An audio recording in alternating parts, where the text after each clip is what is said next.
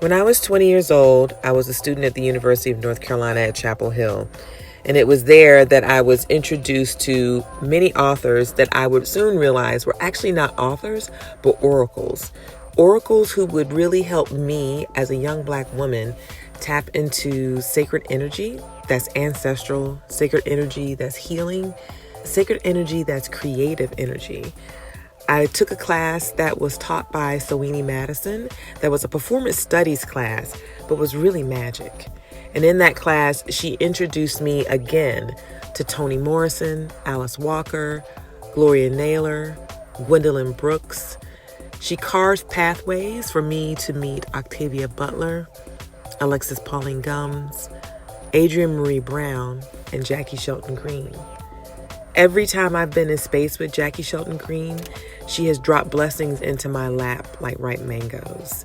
And I don't even know what I did to be blessed with her as a friend and a mentor, but I'm so glad I did it. There's spaces that we hold together where she calls forth specters that resembles my own shadow. And she reminds me that I have no choice but to knit myself back together with the medicine that's never left me. It really sits inside of my body and is waiting for release. It's critical. It illuminates. We have to remember that. Jaki is an oracle who lives in spaces, pulls out truths, intertwines narratives, and provides poetry for this life. I feel very blessed to have her in my life, reminding me that that poetry and that creativity and those words heal me and heal my soul. They break those generational curses. They remind me that my ancestral through line is safe and intact. Give thanks for the oracle. My name is Omishade Bernie Scott, and this is the Black Girl's Guide to Surviving Menopause, introducing North Carolina Poet Laureate Jaki Shelton Green. So, Mama Jaki. Yes, Omishade. Thank you for agreeing to, do this interview again. So there are some folk who were waiting with bated breath for our first interview. Like, I had put it out. I was like, oh my God, this is going to be the best conversation ever. It was the best conversation ever. And I feel like the universe and the ancestors were like, that was just for y'all. Yeah, I think the ancestors intervened on that one and said, okay, now what is the public version? I think that's right. To protect the innocent. I think that's right. So we are here for round 2 of the Jaki Omi show. And I want to kick us off with this question because we were literally just talking about a person we have in common, Dr. Lee Green, who was one of my professors at UNC Chapel Hill when I was a student in the 80s. But this is about oracles. So here's the question. Though Lee Green introduced me to Mama Toni Morrison through Bluest Eye, it was Sowini Madison who pulled me through a portal. And so when I think about the oracles who were introduced to me when I was like 19, 20, 21 years old, Toni Morrison, Gloria Naylor, Alice Walker, reintroduced to Gwendolyn Brooks in a different way. We read Maud Martha. I had never heard of Maud Martha before in my entire life. Mary West. Wow, that's all these women. That's when you don't hear it, Yeah, all these women. And I think about where I'm sitting right now, next to who I consider a personification of an oracle. I wonder, who were the oracles that you were introduced to when you were a young woman that let you know that you too were going to walk that path? Perhaps the most prolific person was Audre Lorde. Alice Walker, Sonia Sanchez. These are the women when I was very, very young I was reading. Nikki Giovanni. All these people I would meet when I was very, very young. I was in total awe of them. But they had already stretched the portal, if I can use that metaphor. They had already stretched that portal and actually validated for so many women of my generation that we were worthy to step inside of that space. And I think that what was happening when I was reading African American literature, but specifically African American women, is I didn't really have a frame of reference for it in the context of my everyday life. And these writers just put a mirror up to my everyday life and showed me that I was living the stories they were writing. And for every character in A Beloved or Bluest Eye, or in the instance of Zora Neale Hurston, I knew those characters.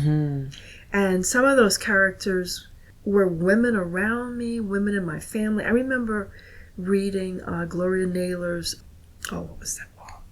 Mama Day. Mama Day. And Mama Day, I felt like someone had laced me up in a straitjacket.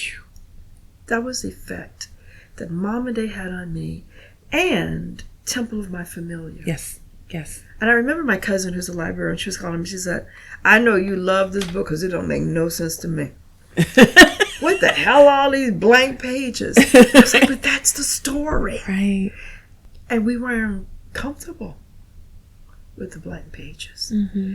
And sometimes these people weren't writers. They were just women in my life who I knew, who knew the stories of those who'd walked before them, like my grandmother, and understood the value of continuing to tell and tell and tell and tell. And to tell me, that's your job. Your job is to do nothing but tell. Truth teller. Shapeshifter in your truth telling. Because sometimes you have to shape shift in order to tell the truth to a multitude of people. Right. You know, you can't always be that voice for the people you talked to yesterday. You might have to shape shift to be that same truth for your tomorrow, Tuesday's audience. That's right. And I think part of that comes from growing up in the rural South.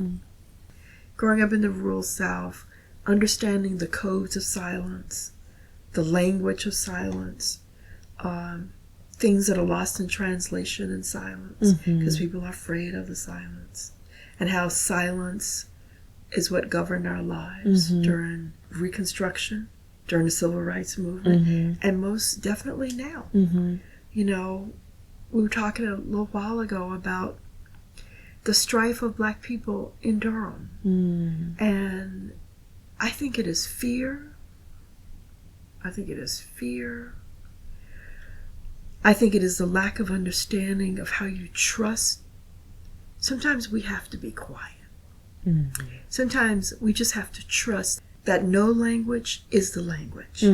That sometimes the statement that's required is the absence of speaking. And that too is a narrative. And it's sad to see the internal power plays and the internal, how we've internalized self-hate and unworthiness, how we've allowed a culture to define certain countenances that should be an 8. Right. And we've lost them. I feel like oftentimes people who identify as being women absorb so much of that. Like this fiery, fearful energy gets pulled inside of our bodies. And I really appreciated you reminding us at North Star when you did church, and you said to us, we have medicine inside our bodies that is, you said it was dark and thick like blood. And I just, like, I felt like you snatched, I feel like you snatched all the air out of my body when you said that. I was like, oh. And people reject and run from their own medicine. You know, there's so much disease because of our dis-ease with living. We've forgotten how to be alive. We live in a culture that's so socially, culturally, politically toxic. And yeah, I think women, when I think of women to me, we're like the ground that everybody needs to stand on. And I didn't say step on. That everybody needs to stand on. We hold it up. We hold up entire universes. And that's when we talk about self-care is such a buzz now. Everybody wants to talk about self-care, but we're still not stepping into self-care. Because if we were really stepping into self-care and understanding how to be still, because life is about being and not doing all the time, we would be healthier. Yeah. Our medicine would be free. Our medicine would be flowing. Even I look at all of the new age healers now, they're so expensive. They are. And true healers don't charge money. They accept gifts. Right. It's an energetic exchange. Energetic exchange. It's a bartering process sometimes. Yeah. I was talking to a sister the other day, and she had this amazing painter, and I'm not going to mention the famous artist. I mean, this is like multi-million-dollar painting right now, and I was like, "Is that real?" And she was like, "Yeah." And she said, "It's a long story and a long process of doing work with this person and bartering, and bartering." So we've forgotten that we are a people of a multitude of currencies. Yes. We have so much currency that we don't use. And when we do use it, we tend to bankrupt ourselves. Spiritually, emotionally, even physically, when I look at what we're holding in our bodies. How we're burying our children. We're burying our communities. The medicine is getting buried too. Yeah. There was a post I read last week. There are folk who have been exploring marine mammals and what we can learn from them. And I saw a post last week. It was either Alexis or Adrienne Marie Brown. I don't remember if it was Alexis Pauline Gumbs or Adrienne, but they were talking about a particular dolphin that's native to the coast of North Carolina that created a dorsal fin to stabilize itself. Right. Like it wasn't something, we talk about the evolutionary destiny of different creatures or species, and if you go back and you look at the fossils and you say, oh, well, there was evidence that this bump that became a dorsal fin was already there in their cartilage and that somehow it evolved. This dolphin shapeshifted to create stability and I think and survival. And I feel like women, we have the ability to shapeshift, and we often shapeshift. It's a universe of knowledge. But how many of us are really tapping into the natural world? How many of us go to the ocean anymore? How many of us can hear the cry of a sea mammal? I mean, I know it's a cry. How many of us have ever communed in the natural world? We see the natural world teaching us how to survive over and over again. When we see insects that are chameleons, you go to touch the leaf and something moves because it is the exact same color. I mean, this summer and last summer, I encountered so many bugs and insects that I had never seen before in my life. And some of them were kind of weird looking. And I'm like, some of them was like, are you real? Are you some bio-manufactured experiment? But yeah, the natural world, going into the wilderness and stripping. Because the wilderness is a place of vulnerability. Yeah. It's a place where everything is shedding its skins all the time. Where are the places that you feel like you shed your skin? Different points in your life. It's places where I feel safe to be vulnerable. That has not always been with my sisters. That has not always been with male partners or husbands. It's always been with my children. It's always been with mothers and grandmothers. Yeah. Why do you think that is? I think I know why with the babies, and we'll talk about that because we both have babies, but I want to know about the mamas and the grandmamas and why you feel like it was okay to shed whatever skins you needed to shed. And I don't care how old we get. Yeah. And like I've watched elders die, and they, their bodies curl back into a fetal position. Yeah. It's like they're going back into a womb. Yeah. And I know that when I'm most vulnerable, that's what I do. I go into the fetal position. But it's where I'm safe. Wombs are wet and warm and protective. Yeah, you're strong. Yeah, so it's more like, what are the wombs I've built around me? And when have I allowed myself to crawl into them?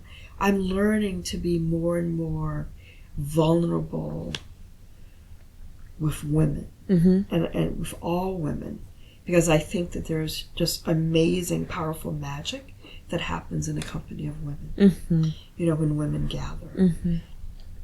The flip side of that is I used to assume that every sister I met, that we shared the same frame of reference and context for certain cultural values or upbringing, and I was very naive about that. So in doing so, I got injured a lot. I'm sure I injured people because of the assumptions that I just made of like, like, you look at a sister like your sister, you feel me, and they're like, no. You're like, oh. I'm like, oh,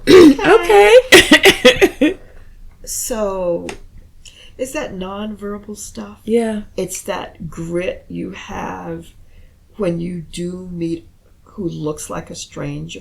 A sister comes into your sphere who's a stranger, but she's really tried.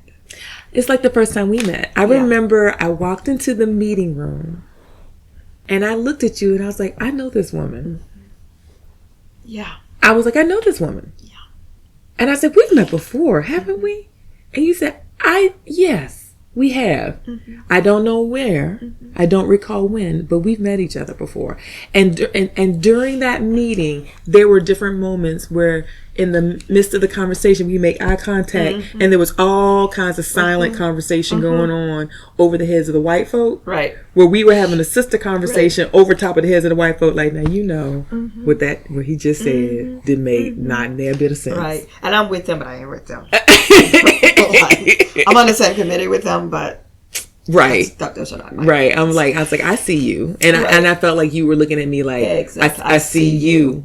Yeah. Well, it's that, and we've talked about this, tribe recognizes tribe. That's right. And I am most happy and most vulnerable when I'm with tribe, and I can be unguarded, unplugged, totally vulnerable, totally transparent, because I think that that's how we build true, authentic community.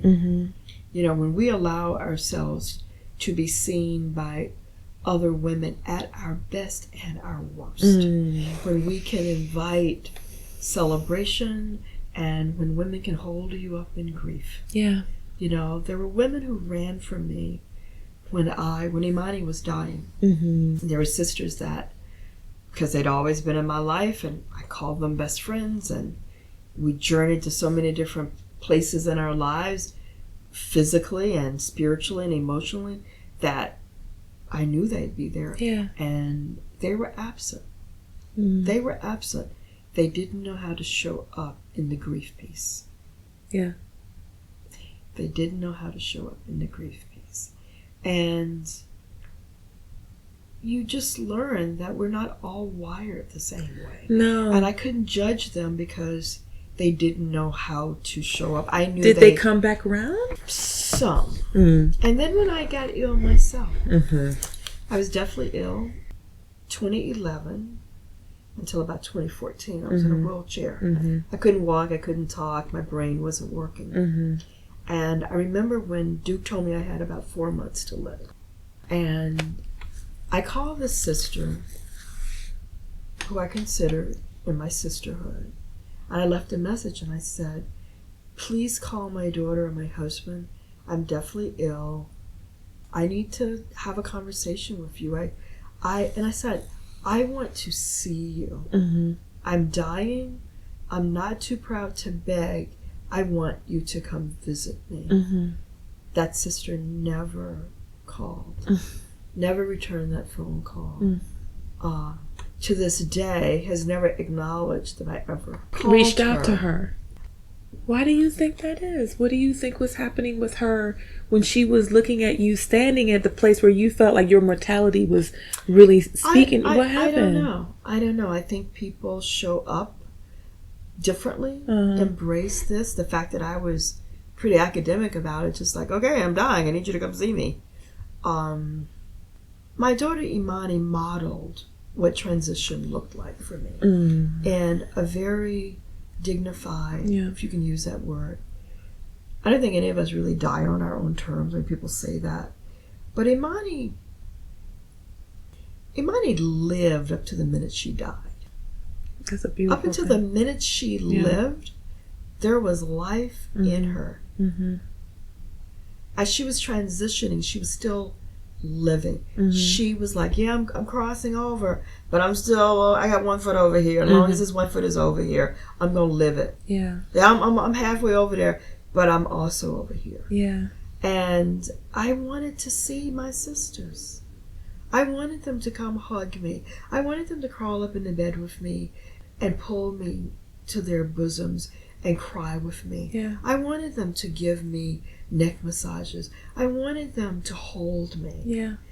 And it was interesting, people who did show up were like new friendships. Interesting. Were women that I had not known that long, who showed up like, I'm here. What you need? I'm here. I'm not going anywhere. And I'm saying all of this to say, I can't judge. I don't know. And one of the lessons that my first husband taught me, I used to think that the way I loved was the way to love. And it took me about 11 years of marriage to this person to one day mature and say, oh, he just doesn't love the way I love, which does not translate into he does not love me. He loves differently. That's a huge lesson. Jaki. Yeah. So it comes back to this question of why the sisters weren't here. Right. I never doubted that they loved me. That never, even when a godmother who didn't show up, but who did the morning she died, calling me hysterical from another country, screaming and crying. And I just handed the phone over to another relative. I said, I can't deal with this now. Because my child just died. I am not here to take care of you. Yeah. Don't call me screaming. I can't take care of you right now. And I ended up having to say that to her when she called me a few months later, all hysterical. And I had to say, wait a minute. You did not bury your child. You did not bury your child. Right now, I can't take care of you. If you need to have these emotional screaming episodes, I need you to call somebody else. And it took a lot for me to say that, because I felt like I was pushing that person away. But I was hanging on by a thread emotionally. Yeah. And it was the first time that I truly understood what it meant to stand up in your power and take care of yourself. Yeah. Because people will strip you bare, intentionally or unintentionally. Yeah. And think back to Sonia Sanchez's book, Wounded in the Arms of a Friend. And, you may intentionally put a knife through my heart. It's still a knife and it's still going through my heart. So inside of all of that, I really had to become extremely, I don't want to use the word selfish, but extremely, my shields had to go up. My spiritual shields had to cover me, had to surround me. And then I got sick. Yeah. Imani died in 2009, 2011, undiagnosed chronic illness. I'm given 4 months to live. Yeah. So I had to address a lot of things. And I remember one of my godmothers came to see me and she looked me in the eye and she said, are you trying to die? Like you have a choice. And she got up and walked out of the house. Oh. And she called me that night. She said, well, you let me know what you're doing. Like you've lost 65 pounds. You're not eating. Are you trying to die? What's going on? And only you can answer that. And I thought, well, dang. I'm abrasive and cold. And then I thought about it, and I had to ask myself, well, like, do I have the will to live? Apparently you did. Do I have the, yeah. But it comes back to, I think, knowing where your love base is. And I think so many of us, you know, it's like having the old home phone, and it doesn't work if you take it 2 rooms away. Yeah. If you got to stay away from the base. From the base. So, first of all, that's old school. I think some people listening to this will not know what the hell you're talking about, because there was this YouTube. We still got one of those phones. You still got a home base? We still have 2 phones. You have landlines. We have landlines that don't work outside, and the only reason we have landlines is my 102-year-old mom lives with us. That's right. And she didn't know anything about cell phones. Right. And so when the landline rings, it is from my mom, or it's a telemarketer. Got it. But yeah. But that base, if you get too far away from your base, you lose. So, you can't walk outdoors and have a conversation. You can't. You know what's interesting that you saying that? Knowing who your base is such a powerful sense of safety and security. So, you know, when I got sick back in June, and you were in Morocco. You were in Morocco. And Mama Nia from Spirit House texted me and said, Mama Jaki is upset. I don't know if you said to her, what the hell is going on with Omi Sade? But I sent her a message, and I was like, in Cal, what is going on? Why is she in the hospital? And then you called me from Morocco. Yeah. And was like, what is going on? What is going on? I need to know what's going on with you. And it was a reminder with you, and there were also, you know, there was this constant touching that I was experiencing. Some of it was physical touch in the space of people who came to either the hospital or to my home, but there was also touching that happened for people who couldn't reach me, but they were touching. You were touching me. It kind of reminds me of that scene in we were in a Brewster Place when the sister's little boy sticks that fork in that light socket. Oh yeah. And she gave up. She tapped out. She was like, the worst thing, you know, it's like the unimaginable. Right. Like the unimaginable has happened, and her girlfriend. That's right. Because she stopped talking. Yep. She stopped eating. She stopped washing, and her girlfriend brought her back to life. So when you talk about home base or the womb space, she put her in the tub. Remember that? That's right. She put her in the tub and she washed her until she started screaming. That's right. And I've had women do that. I mean, I could sit here and give so many different examples of different times in my life when it wasn't a tragedy of losing Imani, but just some other emotional hurdles where folks literally snatched me. And I think that now we have kind of bought into this, well, you know, it's not really my business. And I keep telling people, if I see Omi crossing the street and there's a big truck coming towards her, and I don't run out to pull her back or scream, Omi, it's a truck. And then Omi is laying on the ground and I stand there and with pushing my chest out saying, well, you know, I knew it was a truck. I knew it was a truck. I could have told her, but it wasn't my place. It wasn't my business. And I think we have forgotten where our place is. And our place is beside each other. Yeah. Our place is, you know, I'm grateful that there have been women in my life that have like pulled my coattail and said, oh, sis, you know we don't do that. Have you lost your mind?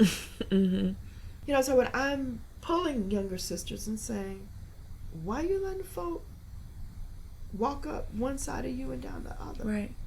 Yeah, I am getting in your business. Yeah. Because I know where this is going. Yeah. Like you are worthy of joy, of goodness, of kindness, of tenderness, of being cherished and not on some condition. Yeah. But I see this over and over where people will say things like, "Well, yeah, I know she was in the hospital. Why didn't you tell anybody?" Yeah. So how do you shift that energy? Like, I think that one of the things I'm noticing as I'm getting older is the level of intimacy that I can tap into with other women. I'm also hoping that I can tap into some intimacy with a man at some point. But I also am very clear that I'm not sure where my love is going to come from. Right. Romantic love is going to come from. But I do feel like there's something about a deeper level of intimacy that's possible for you as you get older that feels different than it did when you were younger. Do you feel like that? Oh yeah.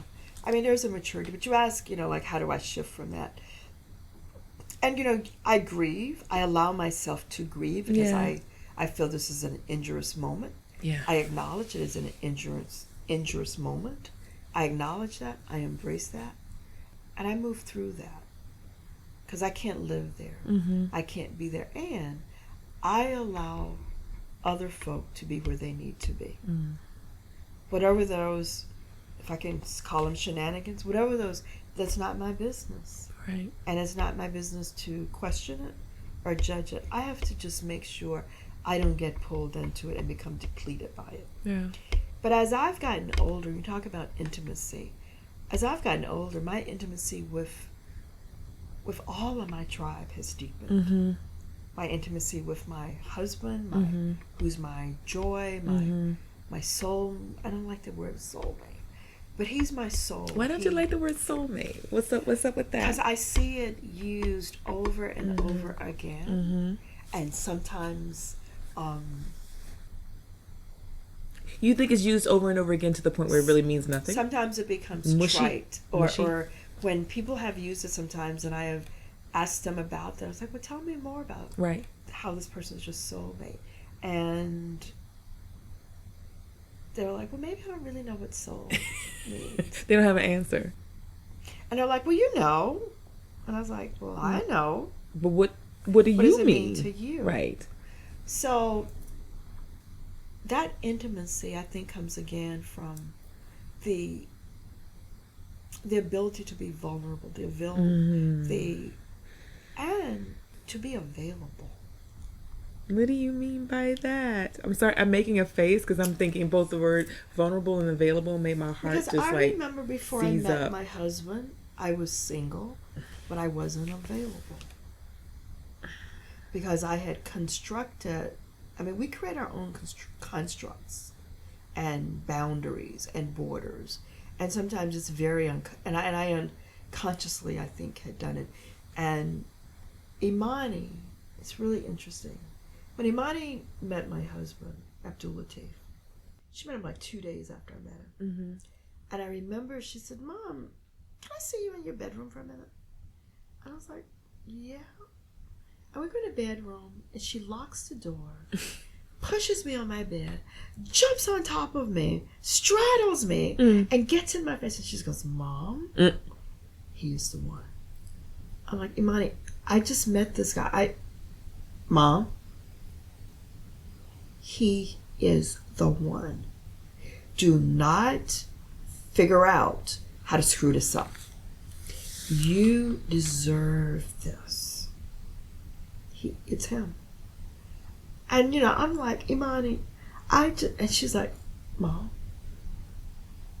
trust me, he is the one. Wow. And they had a connection from day one that lasted until she took her last breath with him. And there were conversations they had about transitioning. I even knew that they'd had those conversations. But that vulnerability of being available, I wanted somebody in my life, but I really hadn't prepared to have somebody in my life. And I don't understand why you always step on my toes when we're having conversations. Like, I don't appreciate you pulling out my pockets in front of people. Continue. But when I was in Brazil, I remember I went to a spiritualist for a reader. girl, what I did to get that reading. Wow. But I asked her, would I ever get married or be in a long-term relationship again? And she laughed in my face. And she told my friend, who translated from Portuguese to English, tell her to don't ask me stupid questions. She knows the answer, but she cleans up that mess. Oh. She's like, what? I mean, she was like, what? Mm-hmm. Tell her to clean up her mess. And she said, and she knows what I'm talking about. Yeah. And then a few months later, I was in the grocery store, and an elder who I did not know, I don't know who this woman was. She knew who I was. But she walked up and she said, I have a message for you. I thought she was talking about from a person. Mm-hmm. I said, yes, ma'am. She said, if you build your nest, he will come. She said, you don't have a nest yet. Okay. About 3 months after that, a cousin of mine, like a third cousin, woman, a few years older than me, who I really never saw, called my daughter, said, I had a dream last night. Tell your mama she needs to start preparing for a man who's coming into her life. Mm-hmm. And the sister died a few weeks later. Mm. And Eva was like, why's she calling? And she's like, okay. So I wasn't available. Mm. But I bought the house. I built the nest. I cleaned up my mess. I was available. I was ready for him to fly through the window. And I did, ask the universe. When I met him, when he came to my house, and I don't even want to call it a date, but I remember excusing myself from him, going into my bedroom, closing the door, and I was shaking. And I was sweating, like cold sweat. And I said, God, I did not ask you for anybody. Mm-hmm. What is this? Mm-hmm. What am I supposed to do with him? Because I did not ask you for him. Mm-hmm. How old were you when you met Brother Abdul? We've been married for 20 years and I'm 66. Jeez. So what's that? 46. Mm-hmm. So, yeah, you know the story. We met on a Wednesday and we got married on a Saturday, and we've been together for 20 years. Yeah.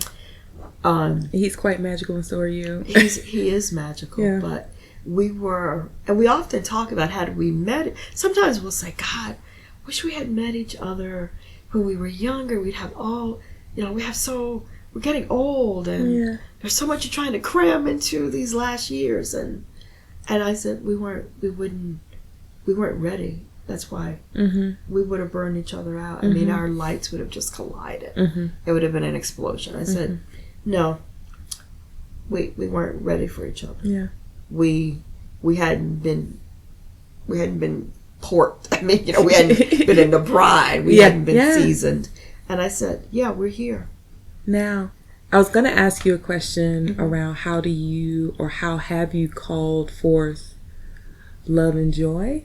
And like this feels like that's part of that. Like you bought your home, you poured your love into that home. Your home is such a beautiful, warm space. It feels like a big, cozy couch that smells like Marrakesh in Morocco. It's just it's stunning. And it's also a place where I feel like you can snuggle up and sleep for hours if you want to.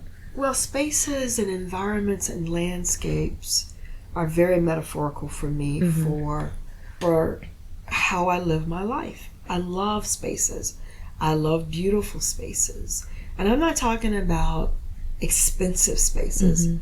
I wanted my home that when somebody crossed the threshold to feel like they were home, that they were home, and that they felt very welcome, that they felt tenderness there, that they felt safety there, that they felt love there. I wanted it to be a sanctuary. And that's because I needed a sanctuary. And if I need a sanctuary, want a sanctuary, then I want to share sanctuary. Yeah. And that's why we love to entertain, love having people, breaking bread, sleeping over. Our friend from Morocco friends from Morocco come stay a long time. We have 4 people coming from France next summer. But that's, to me, that's what home is. Yeah. Because if you can build, home is very personal and private. There are people I have known for 20, 30 years, and they call me one of their best friends. I've never been in their homes. I've never been invited into their homes. And I've never asked them why. I'm not the person who drops by unless we have a serious relationship and we have that kind of, you can just pop in. And I've always had that with my true friends. It's like they know they don't need an invitation. Sure. But, home is major. Yeah. And it's not about the value of the house. It's the value of the quality of life that's happening there. Yeah. It's the value of what home is. Yeah. And it was a home before Abdul came. The energy in my house was purposefully, intentionally, decidedly female. And what terrified me when he crossed the threshold was that the energy, the air in the room changed. And it terrified me, and I knew what it was. There was no male energy. No male energy had inhabited that home. It was mine. And I had to extend the invitation for it to become an ours. Yeah, and I think that's a challenge for a lot of, I have girlfriends who have fabulous homes and they're single and they're always talking about they want to meet people. And then I said, but you meet these guys who you really like, and then you complain about how they show up in your house. But he doesn't put the toilet seat down. And I was like, if him putting the toilet seat down is the lead, but what else? No, that's the only thing. And he leaves his shoes and socks. I'm like, girl, he can be trained to put the toilet seat down. He can be trained to pick up his shoes. If that's your only beef, stop. This is make it a home. If it's a home, it doesn't matter where he leaves the shoes. Right? But you're obsessed with this house. Yeah. And you've not, I understood when this woman said, build your nest. Yeah. So yeah, that joy, it's organic between Abdul and I, and it's not always sexual. Sometimes we're eating breakfast and he just looks at me and cracks up. And he just looks at me and we both, and we know, we share it. We know what that crack up is about. Or sometimes, he'll look at me and he'll get very emotional. It's like, I can't believe you're doing all you're doing. I can remember when you couldn't lift your head off the pillow, when I had to pick you up and take you to the bathroom, when I had to bathe you, when I had to feed you, chop up your food in 1,000 little.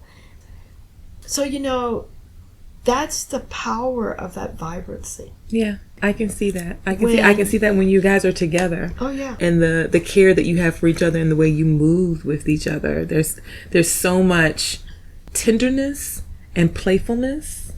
Sometimes you can see couples who've been together for a while, and they don't look like they're enjoying their partner. They look like, well, I'm here with them.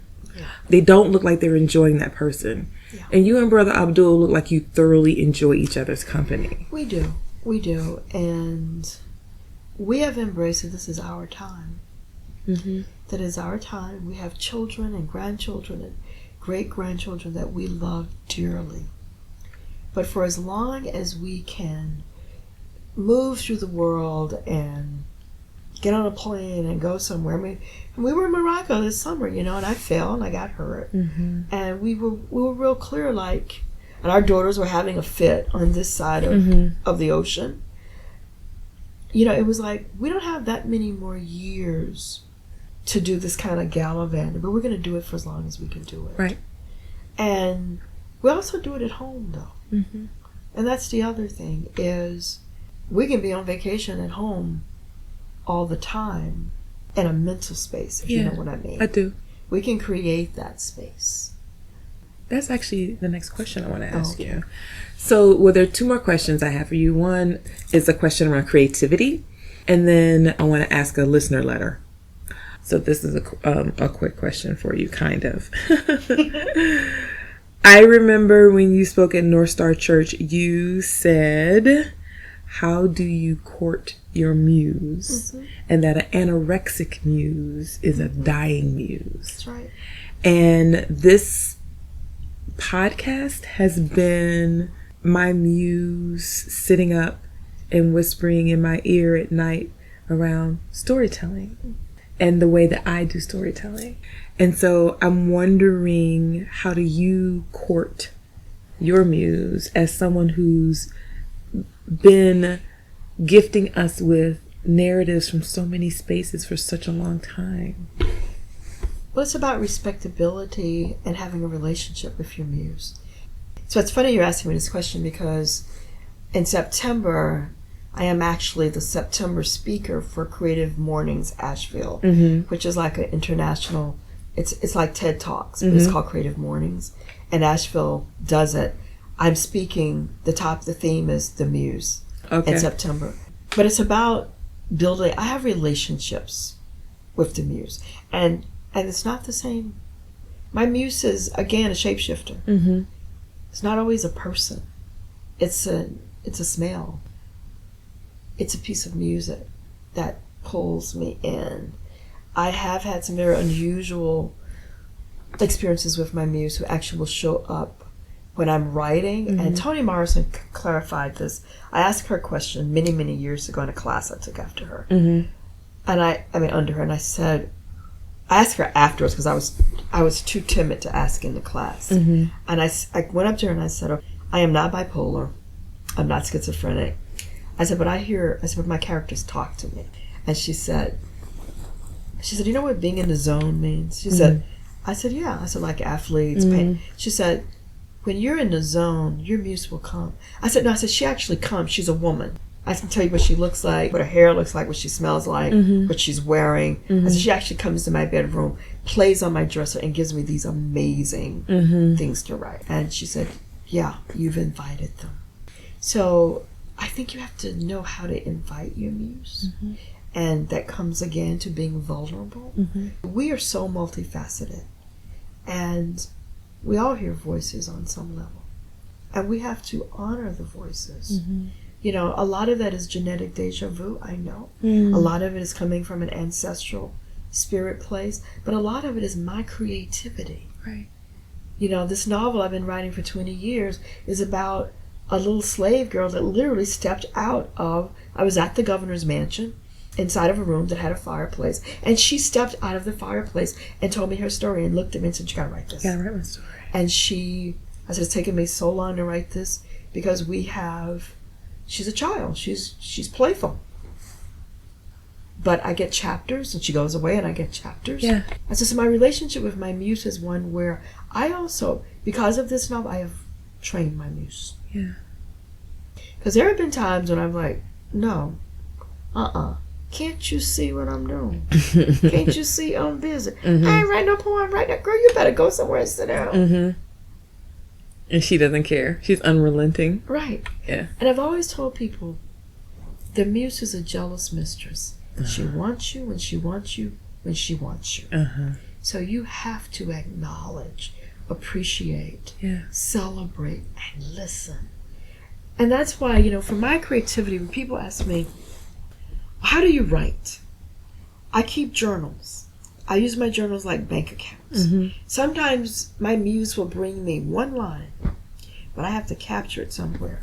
I write it down, that one line. I went to Panama a few years ago, many years ago, 2006, with Renee. And with Renee, yeah. I took 13 journals with her. I came back with a manuscript that is now published. Yeah. That manuscript was Breath of the Song. I had all of these deposits. What do we do with a bank account? My journals I'm putting in, and then when I have this free time, so like, okay, I'm going to go write. A lot of those journals start talking to each other. Yeah. But when the muse comes, I have to capture what are containers I build for that creativity. So I'm constantly depositing, even if I can't stop the life I'm doing right then. Yeah. Like since I've been the poet laureate, I don't have time to write. Yeah. But I have so much writing to do when I finish because the muse is still whispering in my ear. I'm listening to her. Yeah. I'm writing it down. Thank you. So we're at the end of our interview. We have space again for you to make an offering to the Black Girl's Guide to Surviving Menopause. We said that we were going to actually put together a physical guide in 2020 of all these different conversations and offerings. And I would love for you to offer us something that we can tuck into that sweet space. I think my offering would be, and I think I may have said this before, that we continue to open up our hearts and our homes and our spirits to each other as sisters, that we're very generous and tender with each other, and that we continue to make space for, in terms of, I know the title is menopause, but for me that's metaphoric of just change, period. That we make space, make room for our own changes and our own transitions. And I think that's one of the biggest challenges for everybody, all human life, is we don't deal with change and evolution very well. But also, how do we kind of become the curator of that change? And I think that's more about what this is about. We're all human museums. Yeah. And we all need to be the curators of those human museums. And allowing those people that can, one of the metaphors I had for myself when I was grieving was that I was way out in the ocean in a tiny boat, but I could see all my family and friends on shore, like kind of telling me to come back. And they were concerned for me, they were worried about me, and I was way out in the ocean by myself. But I knew I was not going to drown. I was not going to tip over, because I could see the shore. And everybody was there waiting for me. And I think we have to be the ones waiting for the ones who need us to wait for them. We have to be the ones who ask us to help them push the boat out. You know what I'm saying? That comes back to, what does real tribe really look like? How do we celebrate? And how do we grieve with each other? How do we hold each other up? How do we, like today, say, stop. Stop. You're becoming spiritually, emotionally bankrupt. So my offering is that we give more, and we also help our sisters lift stuff up and out. Like really, I think one of the things that Black women are charged with, and we don't know what to do with it, we're holding so much stuff for so many people, and none of it belongs to us. So, like with all of these celebrations of sisterhood, I keep wanting to have like a day of people talk about cleansing, but a serious day of like cleaning out the closets. Real closets sometimes. Helping people understand they don't have to carry that anymore. Yeah. This is not your stuff. Put it on the corner, tell them to come get it, or the trash is coming in 2 days. Right. And be done. Be done with it. But how we help each other to get to that place. I appreciate that gift. Thank you. I appreciate you and this friendship and sisterhood. Thank you. I love you. And I appreciate you. I appreciate this project. It's going to be so significant and vital for so many of us. And it's needed right now. It's the medicine. Thank you, Mom Jaki. Thank you. We hope you enjoyed this most recent episode of the Black Girl's Guide to Surviving Menopause. We want to stay connected with you. You can follow us on social media. We're on Instagram at the Black Girl's Guide to Menopause. And we're also on Facebook as the Black Girl's Guide to Surviving Menopause. You can listen to us on several different platforms: Anchor, Google Play, Apple Podcasts, Spotify, SoundCloud, and Stitcher. Please share with your friends and family, subscribe, and give us reviews. That gives us feedback that's very necessary, and it helps people find us as well. We also want to hear from you, so don't forget about the listener letters. You can send your listener letters to decolonizingthecrone@gmail.com.